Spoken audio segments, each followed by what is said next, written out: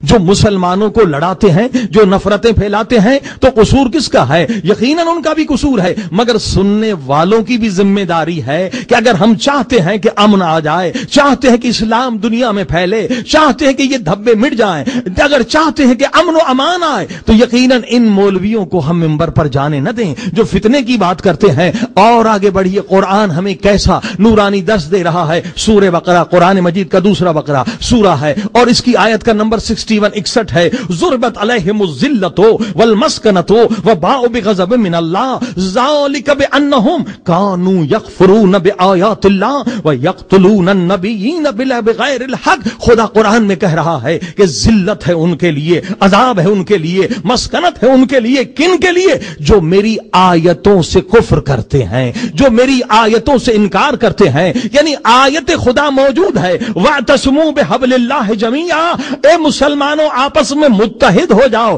مگر یہ پھر بھی اپنی مجلس اور اپنی شہرت اور اپنی جیب کو بھرنے کے لیے وہ بات کرتے ہیں جس سے مسلمانوں کو لڑایا جائے۔ یعنی قرآن کی آیت کا انکار کر رہے ہیں۔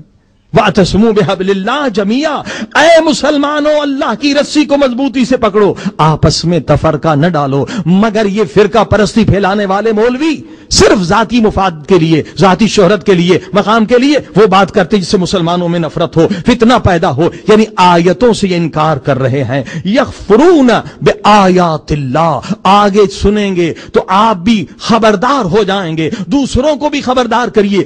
آیت بہت اہم ہے۔ وَيَقْتُلُونَ النَّبِيِّينَ بِغَيْرِ الْحَقِّ، اور تم نبیوں کو قتل کرنے والے تھے۔ کن سے کہہ رہا ہے خدا؟ ان لوگوں کے ساتھ گفتگو ہو رہی ہے، ان کفار کی بات ہو رہی ہے کہ انہوں نے کسی بھی اور نبی کو دیکھا نہیں، قتل کرنا تو دور کی بات ہے۔ خدا کہہ رہا ہے وَيَقْتُلُونَ النَّبِيِّينَ، تم نبیوں کے قاتل تھے۔ اب کسی نے امام سے پوچھا، مولا یہ جو سامنے تھے ہمارے نبی کے، انہوں نے تو کسی نبی کو دیکھا ہی نہیں تھا، تو قتل کرنا تو دور کی بات ہے۔ ان کے زمانے میں تو ہمارے ہی نبی آئے، اور قرآن یہ کہہ رہا ہے یقتلون النبیین، یہ نبیوں کے قاتل ہیں، انہوں نے نبیوں کو قتل کیا۔ تو امام نے فرمایا ہاں، انہوں نے کسی نبی کو نہیں دیکھا، انہوں نے کسی نبی کو قتل نہیں کیا، مگر قرآن نے کیوں کہا کہ یہ نبیوں کے قاتل ہیں؟ اس لیے کہا کہ انہوں نے نبیوں کی حدیثوں کو سنا تھا مگر اس پر عمل نہیں کیا تھا۔ توجہ فرمائی، کتنا اہم پیغام ہے کہ اگر کوئی نبی کی حدیث کو سنے اور اس پر عمل نہ کرے وہ نبی کا قاتل ہے۔ اگر کوئی امام کے فرمان کو سنے اور اس پر عمل نہ کرے وہ امام کا قاتل ہے۔ اب نبی کیا فرما رہے ہیں؟ فرما رہے دو مسلمانوں کو اگر کوئی لڑانا چاہتا ہے، دونوں میں نفرتیں پیدا کرنا چاہتا ہے کسی بھی طریقے سے، تو ابھی وہ گھر میں واپس نہیں آتا تو خدا کی طرف سے اس پر لعنت پڑتی ہے اور خدا لکھ دیتا ہے کہ اسے جہنم میں جانا۔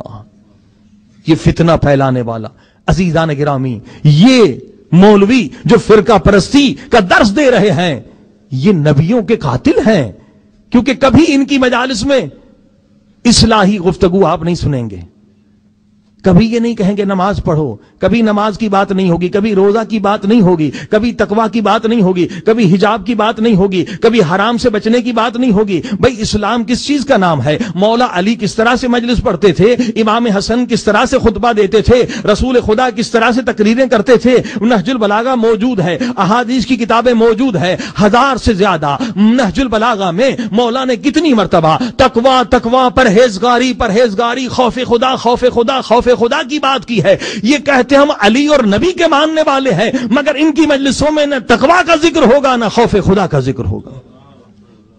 عزیزان کرام، لہذا ہم سب کی ذمہ داری ہے کہ ان فرقہ پرست مولویوں سے قوم کو بچائیں۔ یہ کیا کرتے ہیں؟ ہماری مجلس میں آ جاؤ، نعرے لگا لو، وہوا کر لو، نہ نماز کی ضرورت ہے، نہ روزے کی، نہ حج کی، نہ زکوٰۃ کی، کسی کی، بس ہمیں جو ہم مانگے اتنی فیس دے دو، تم سیدھے جنت پہ چلے جاؤ گے۔ صلوات پڑھیں محمد والے۔ ہاں جی، عزیزان یہ غفلت ہے، یہ نوجوانوں کو، نیو جنریشن کو گمراہ کر رہے ہیں۔ سن رہے ہیں کہ یہ کیا ہو رہا ہے، فرقہ پرستی کے ذریعے سے اسلام بدنام ہو رہا ہے، اور ان لوگوں کی کوئی تعداد زیادہ نہیں، کسی ملک میں یہ 200-400 سے زیادہ نہیں ہے، مگر اس کا اثر کس پہ پڑ رہا ہے؟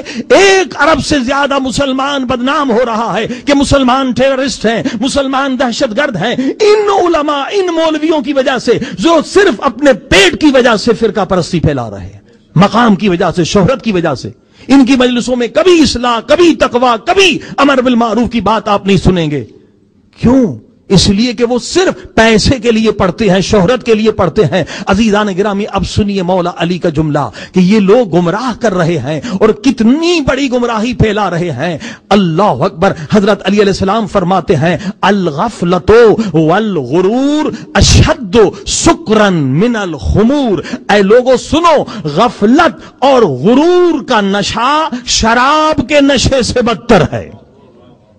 کہ شراب کا نشہ تو کچھ گھنٹوں کے بعد ٹوٹ جاتا ہے، مگر جو انسان غفلت اور غرور میں ہے اس کا نشہ ٹوٹے گا نہیں جب تک کہ اس کی پیٹھ قبر کے ساتھ نہ لگے۔ اور یہ مولوی، ان کا کام کیا ہے؟ لوگوں کو غفلت میں ڈالنا۔ بھئی ہماری مجلس میں آ جاؤ اور جو ہم کہیں تم نعرے لگا لو، نہ نماز کی ضرورت ہے، نہ روزے کی، نہ زکوٰۃ کی، نہ خمس کی، نہ امر بالمعروف کی، بس ہمارے مجلس میں آؤ، واہ واہ کرو، جنت میں چلے جاؤ۔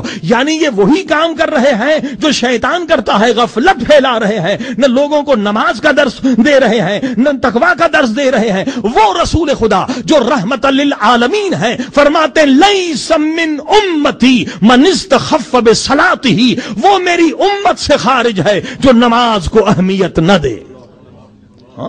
حضرت علی علیہ السلام فرماتے ہیں لا ینال ولایتنا من استخف بصلاتہ، اس کے دل میں علی کی ولایت کا نور نہیں ہے، وہ جھوٹ کہہ رہا ہے جو نماز کو اہمیت نہ دے۔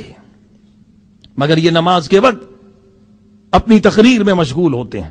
مولا علی جبکہ میدان جنگ میں بھی جہاد روک کر، مسلح بچھا کر اور نماز ادا کرتے تھے۔ نہ نماز سے ان کو بحث ہے، نہ تقویٰ سے بحث ہے۔ عزیزان گرامی، یہ غفلت، مولا علی کہتے شراب سے بڑا نشہ غفلت ہے۔ اب بتائیے مجلس میں اگر کوئی پورے مجلس میں آنے والوں کو شراب پلائے، آپ اجازت دیں گے؟ ہرگز نہیں اجازت دیں گے۔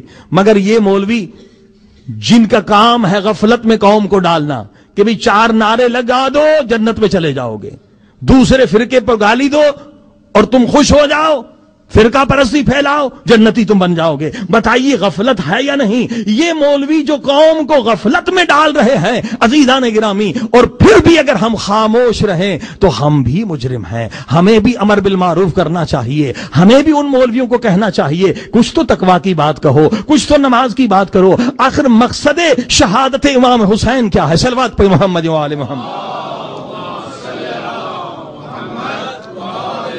عزیزان، لہذا یہ 200-400 لوگ ہیں جو پورے 1 ارب مسلمانوں کو بدنام کر رہے ہیں۔ ضرورت ہے کہ مخلص لوگ آئیں اور عالم دین